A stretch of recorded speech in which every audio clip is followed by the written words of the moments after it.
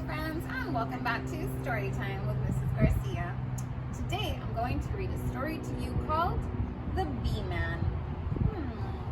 Look at the cover. Do you see all the bees?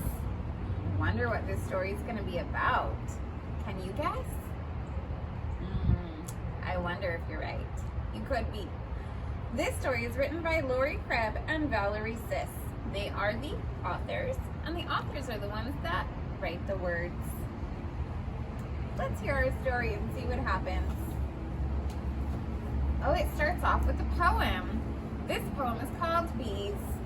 There wouldn't be sunflowers, wouldn't be peas, wouldn't be apples on apple trees if it weren't for fuzzy, old, buzzy, old bees dusting pollen from off their knees. That poem is written by Eileen Fisher. What a cute little poem about bees. The Beeman, written by Lori Krebs and illustrated by Valerie Sis. She's the one that draws the pictures. Here is my grandpa, who's known in our town as the Beeman. That must be where they got the title from, the Beeman. Wonder if the story is about Grandpa. Here is his jacket with zipped up hood that covers his face, just the way it should be when he visits his hives as the Beeman. So why do you think he needs to protect his face? Oh, that's right, so he doesn't get stung by the bees. Here are his gloves made of cotton and leather, protecting his hands in all kinds of weather when he tends to his hives as the Beeman. So he is covering up his whole body so there is no skin left for the bees to sting.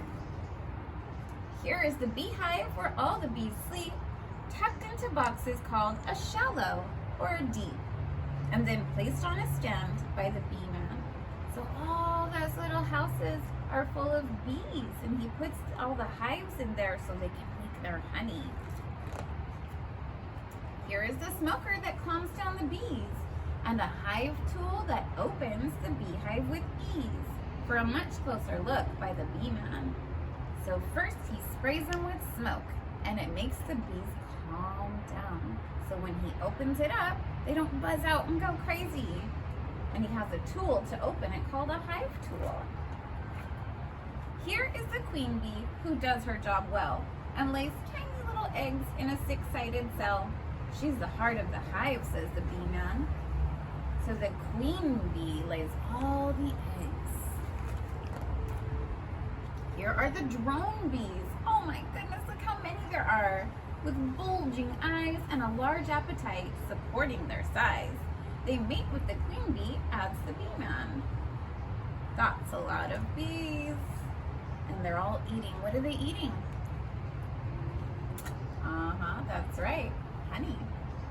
Here are the workers, 10,000 or more, who gather the nectar to bring back and store in honeycomb cells for the Beeman. So there's worker bees and drone bees and a queen bee. Did you know there were so many different kinds of bees? Here are the house bees. Oh, another kind, with swift-moving wings that dry up the nectar a working bee brings, making honey for me and the Beeman. So the house bees dry it like a fan. Here's the extractor. It's clickety-clack, removing the honey from frames on its rack and filling up jars for the Beeman. So they put the honeycombs in there and pull it out, and it's full of honey. Here's some of the honey returned to the hive. It's food for the bees to help them survive the long winter days near the Beeman. So they put some of the honey back. That way the bees have something to eat. They're not going to take it all away from the bees. Here are the bees protected from harm inside the hive, huddled snug and warm. So they'll be here next year, says the Beeman. So he puts little blankets around them so they can stay warm when it's cold. Here is the wagon filled up to the brim with bottles of honey collected by him and brought to the house by the Beeman. So now he's going to take his little cart and deliver his honey. here are the muffins, all warm and delicious and dripping with honey on Grandma's best dishes.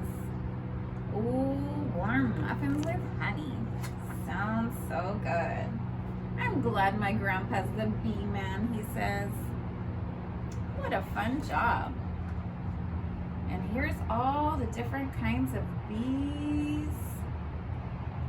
The end. Thank you for listening to my story today about the Beeman. Hope you have a great day. See you next time. Bye.